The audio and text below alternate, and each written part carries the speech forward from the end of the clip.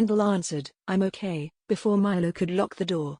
He instantly put on the biggest smile he could conjure, but now that he was alone with him, he could feel the months of not sleeping creeping up to him. He had put his guard up, he couldn't risk the other Kaw-Sekhmu finding him.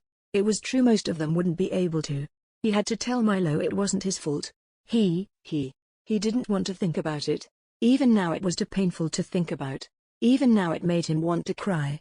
Knees giving out, Milo grabbed him and helped him to the side of the bed, saying, "Don't lie to me. When did you get your last night's rest?" Even if he could understand what Milo was asking, his lips were unable to form anything at the moment, so he just listened. As he talked, Milo crouched in front of him, assuring him that if he slept now, nothing terrible would happen to him. He was here, and he would protect him, just as he had always protected him. He could sleep now, and he was confident that things wouldn't look so horrible if he weren't so darn weary. Milo's words pierced through. "I need you to focus. I need your guard down. Do you understand?" This wasn't a common trait among them. But he couldn't risk it. He could feel the hairs all over his body go on edge as an electric current went through his body. He wasn't some kind of villain who killed for fun. He had to. And he was also so kind to his prey. Morally grey at worst. Unconvinced, Milo stared at him and said, "You need sleep." Grendel started babbling as he forgot who he was talking to. Even now, staring into Milo's eyes, his brain wasn't connecting the dots, so he said, "No, I can't. I can't have them find me. Not now. Not while Milo isn't there." For a moment, he considered running away. He was able to disengage from Milo despite his weakened state.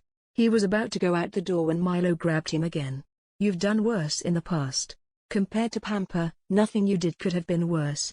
Immediately, Grendel retorted, "Damn it, Milo. Why do you keep bringing it up?" That was a long time ago. Letting Milo walk him back to the bed, slowly realizing who he was with again. Before he realized it, Milo was slowly taking his shoes off. Then his jacket. Taking a half-eaten candy bar from Grendel's pocket, Milo shook his head. "Do you not know how to throw anything away?" Grendel swiftly said, "Don't throw that away," as he reached for the red wrapper. Even in his current state, he knew the connection to the wrapper was ridiculous, but he still couldn't bear to part with it. By the time Milo was done, Grendel was down to his boxers and still clutching the candy bar. Fully into the bed now, he knew he would be asleep within seconds. The room smelled mostly like Milo, with a fainter undertone of something else, but he didn't care. His brain had been switched off, and he couldn't turn it back on. Milo moved some of Justin's clothing that had been lying on the couch close to the bed. Questions continued to pour in. What had Grendel gotten himself into? He was afraid that if the others discovered him, they would punish him. If that's the case, then they were probably around. He inquired about several things. But he hurt so badly. Never before had something as easy as putting Grendel to bed tired him so much. Like Grendel, he felt exhausted. It was possible that he'd sleep for as long as Grendel. Based on his experience, he estimated that Grendel would spend the better part of a week in bed. Throughout that period of time, he would have to continue on with his life as usual.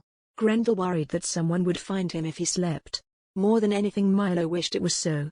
All he wanted was for someone to come across him, provide him with a more comfortable sleeping arrangement, or discover what was making him sick. For as long as he lived and the many troubles he had never once considered suicide a viable option. However, as of late, the wicked idea would simply pass through his thoughts. He had never been in so much pain. He had never felt so alone. But the better question was, would it even be possible if he had really thought about it? If it was something he really wanted, was there a way to kill him? He thought not, but surely nothing can last forever, not even him. That plan, however, was no longer feasible, even in theory alone. In spite of his severe suffering, he had to look out for Grendel's best interests, a position he'd long since brought upon himself. As Milo had been gone for 2 years, he had to question who had been taking care of Grendel.